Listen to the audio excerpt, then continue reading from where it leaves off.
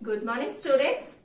In previous video we discussed what is a whole number, what we call the natural numbers and how to write the successor, predecessor, identifying the greatest and the smallest of whole numbers we discussed, and even we discussed exercise 2.1 also. Now in today's class let us discuss properties of whole numbers. This is sounding new, right? Yes. Properties of whole numbers. These properties not only in this class children, this will be continued even higher classes also. So please listen the concept carefully. Okay. Here the first property is closure property. Closure property. And the second one commutative property. Commutative. Third one associative property, or we call it as associativity. Okay. Associative property or associativity. Last one distributive property or distributivity. Okay children. So these are the main four properties. We will check how these properties works on whole numbers. Now let us begin with closure property. Before discussing the closure property, just tell me what are whole numbers children? Whole numbers are 0, 1, 2, 3 and so on, right? So tell me what is the smallest whole number? Smallest whole number is 0. Okay children. Now I will write something, just listen and follow carefully. 2 plus 3. 2 minus 3. 2 into 3. 2 divided by 3.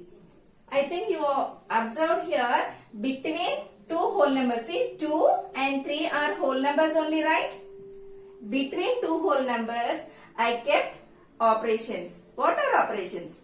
Addition, subtraction, multiplication and division are called 4 operations. See, between two whole numbers I kept plus, minus, into, divided by. Observe what is the result. 2 plus 3 is 5. 2 minus 3. When we subtract a big number from small number, we will get negative. So 2 minus 3 is minus 1. And 2 times 3 is 6. 2 divided by 3 is 2 by 3. And tell me children, these answers are whole numbers or not? Is it a 5 whole number? Yes. Is this a whole number? Do you have negative numbers here? No, this is not a whole number. Then 6. Is it a whole number? Yes. 2 by 3. Is it a whole number? Do you have 2 by 3, 4 by 6, any fractional numbers in this whole numbers? No. So from this what we have to understand, when we add two whole numbers, see this is a whole number and this is also whole number. When we add two whole numbers, we are getting a whole number. When we subtract a whole number, we are not getting a whole number. When we multiply two whole numbers, we are getting a whole number. While we are dividing two whole numbers, we are not getting whole number. So here we say addition and multiplication. Okay children. Whole numbers are closed under addition and multiplication. That means while adding and while multiplying only we got whole number in the answer. Right? So we say addition of whole numbers and multiplication of whole numbers is closed. Is it clear? See, in closure property satisfies under addition and multiplication. Again I am telling, addition of whole numbers and multiplication of whole numbers is closed. Means while adding two whole numbers we are getting a whole number. While multiplying two whole numbers also we are getting a whole number. See, in these two cases we got. But here, where the closure property fails? Closure property fails under subtraction and division, because while subtracting two whole numbers we are not getting a whole number. While dividing two whole numbers we are not getting a whole number. Is it clear? So whole numbers are closed under addition and multiplication, fails under subtraction and division.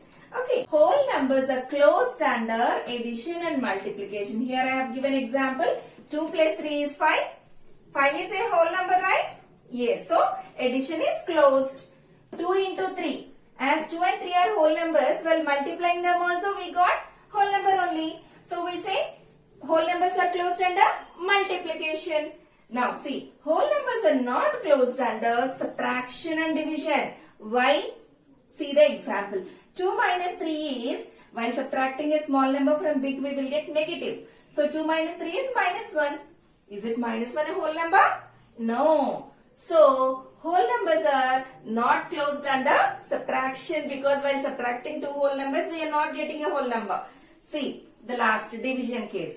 2 divided by 3. 2 divided by 3 means 2 by 3. Is 2 by 3 is a whole number? No, right? So whole numbers are not closed under division also. Is it clear? Closure property satisfies under addition and multiplication, fails under subtraction and division. Is it clear? Now let us move to second property. Commutative property. Before knowing about the commutative property, tell me children, 5 and 6, are they whole numbers? Yes, 5 and 6 are whole numbers. What is 5 plus 6? 11. Let me write here. 5 plus 6 equal to 11. What is 6 plus 5? 6 plus 5 is also 11 only. So from this, can we conclude anything? Two whole numbers can be added in any order. Answer remains the same. So instead of taking 5 and 6 as whole numbers, let us tell that generally. In general, let us take let A comma B are two whole numbers. Right? Whole numbers. Just now we concluded two whole numbers can be added in any order, right? From that, shall we write like that? A plus B, B plus A are equal. A plus B equal to B plus A. If A and B are whole numbers, A plus B equal to B plus A. That means we can add two whole numbers in any order. Please keep this formula in your mind. It's important. Now, okay, this is commutative property under addition. See, commutative property under addition. What is commutative property under addition? A plus B equal to B plus A, because two whole numbers can be added in any order. One more question to you all children. What is 5 times 6? What is 5 times 6? 30. Very good. And then what is 6 times 5?